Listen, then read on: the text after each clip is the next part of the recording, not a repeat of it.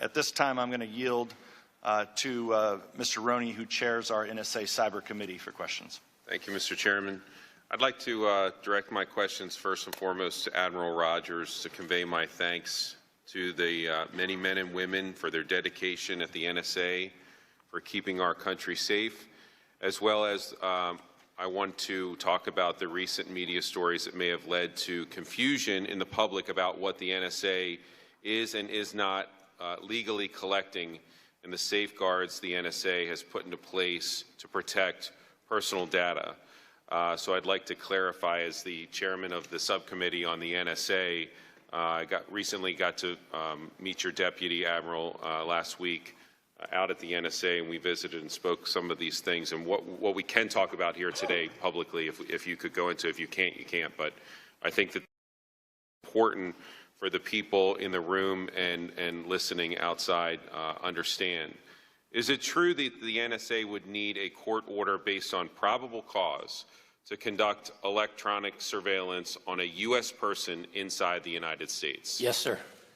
And just to be clear, the section of the FISA that is expiring later this year, that's 702, which we'll be talking about a little bit, cannot be used to target U.S. persons or persons in the United States. Is that correct? Yes, sir. Section 702 focuses on non-U.S. persons outside the United States primarily, correct? Yes, sir. Do you believe that the Section 702 is important and valuable for U.S. national security? Yes, sir. So it's safe to say that without having this tool, it would be a threat to our national security. It would significantly impact my ability to generate the insights that I believe this nation needs. In the media, there's a lot of reporting about something called incidental collection. Can you talk about what incidental collection is? Yes, sir. Incidental collection is when we are targeting a valid foreign target, for example, and in the course of that targeting, we either get a reference to a U.S. person or suddenly a U.S. person appears as part of the conversation. That's what we call incidental collecting.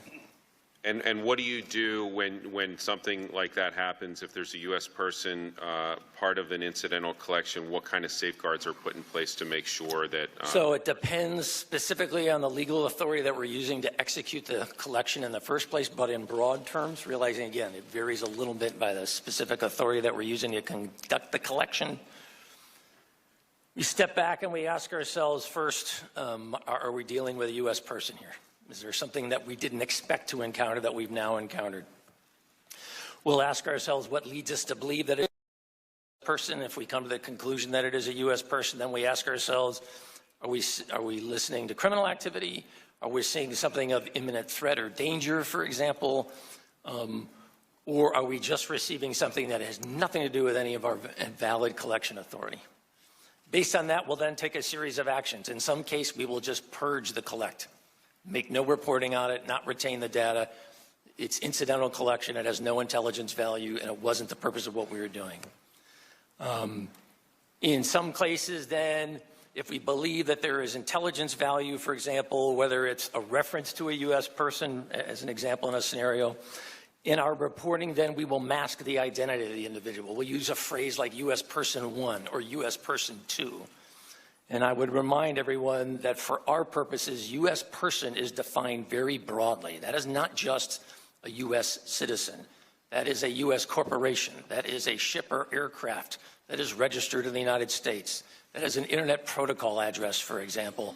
So it's not just a particular individual, if that makes sense. The term for us is much broader because it's designed to ensure our protections of U.S. persons. And those, the procedures and protections you talked about are required and approved by the FISA court, is that correct? Yes, sir, and the Attorney General. And you mentioned in your opening statement that for that kind of information to be disseminated outside of your agency in the NSA, that dissemination would be strictly on a need-to-know basis. Is that correct? We use two criteria. Is there a need to know in the course of the person or group that is asking for the identification? Is there a valid need to know in the course of the execution of their official duties? So, who would that be? It could be another element with the intelligence community. It could be another element within NSA. It could be a military customer, for example, who's reading some of our reporting. It could be a policymaker. I apologize. There was one other point that I wanted to make, but I've lost the thread in my mind. I apologize. If I jump in a moment, I'll try to make Let's get back to masking briefly. You spoke about masking and trying to keep a U.S. Person's identity concealed. And when it is disseminated, we often talk about in the intelligence community about the exceptions to if somebody's masks, how you unmask them. What would the exceptions to that masking be before it's disseminated? So again, we use two criteria: the need to know on the person requesting us and the execution of their official duties, and the second part was, is the identification necessary to truly understand the context and the intelligence value that the report is designed to generate? Those are the two criteria we use. Is that identity of a U.S. person communicating with a foreign target, is that ordinarily disseminated in a masked or unmasked form? No, it is normally disseminated. If we make the decision that there's intelligence value and we're going to report on it, it is normally disseminated in a masked form. I would, again, as I said, we'll use a reference, U.S. Person 1, U.S. Person 2. I would highlight, if you look at the total breadth of our reporting involving U.S. persons at all is an incredibly small subset, in my experience, of our total reporting. Who normally in the NSA would make the decision to unmask? There are 20 individuals, including myself, who I have delegated this authority to approve unmasked requests. And does the level of approval change depending on the reason for unmasking? If it was something or somebody, say, really important, would that matter? Or could it be? It's not necessarily in writing that way, certainly by custom and tradition. At times, requests will be pushed up to on the senior most of the 20 individuals. Requests will be pushed to my level saying, hey, sir, we just want to make sure that you're comfortable with this. So 20 people, what procedures or safeguards are put in place to make sure that those 20 people are not unmasking wrongly? So they retrieve specific training. There are specific controls put in place in terms of our ability to disseminate information out of the databases associated with U.S. persons. Okay, let's run through the exceptions quickly through a following hypothetical. If the NSA collects a communication where a target under surveillance is talking to a U.S. person, how would the NSA determine whether disseminating the U.S. person information is necessary to understanding the foreign intelligence or assess its importance? So first, we'll try to understand the nature of the conversation. Is this truly something that involves intelligence or a national security implication for the United States, or is this just very normal, reasonable conversations, in which case we have no desire to have any awareness of it? It's not applicable to our mission. And I said in that case, normally we'll purge the data.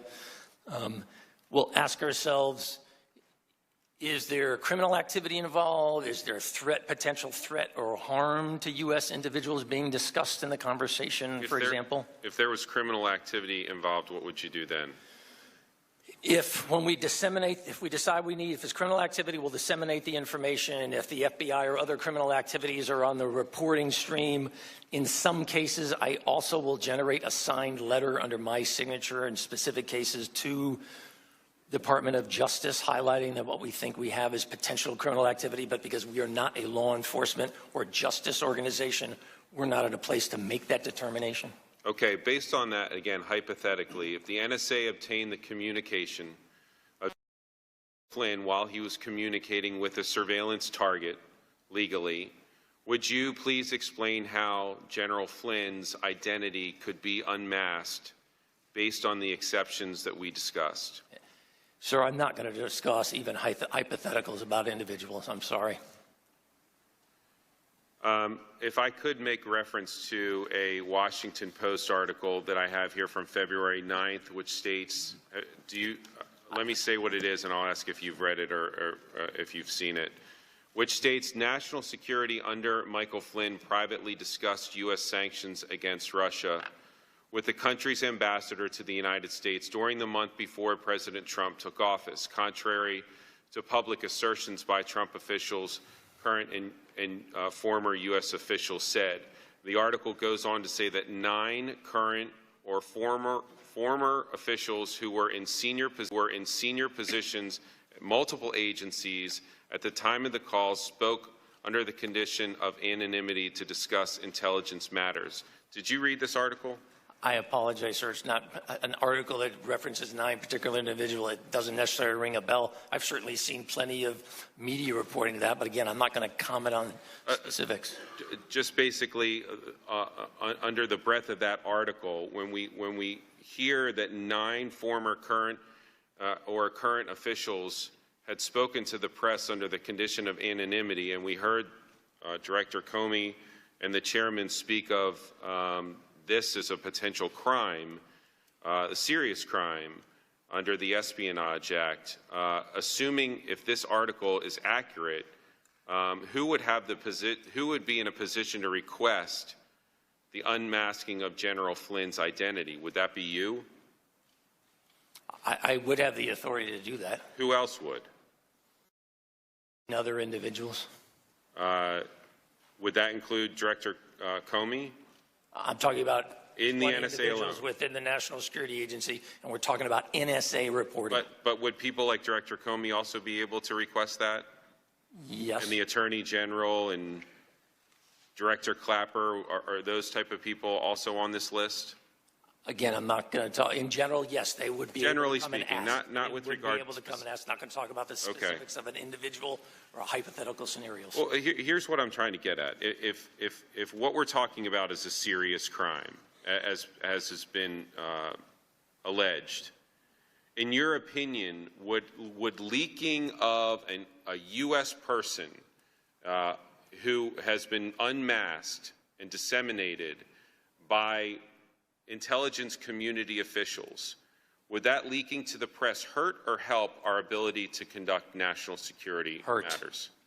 Okay, if it hurts, so this leak, which through the 702 tool, which we all agree is vital, or you and I at least agree to that, do you think that that leak actually threatens our national security? If it's a crime, and if it's unveiling a masked person, and this tool is so important that it could potentially jeopardize this tool when we have to try to reauthorize it in a few months. If this is used against the ability of us to reauthorize this tool, and we can't get it done because whoever did this leak, or these 9 people that did this leak, create such a stir, whether it be in our legislative process or whatever, that they don't feel confident that a U.S. person under the 702 program can be masked successfully and not leak to the press. Doesn't that leak hurt our national security? Yes, sir.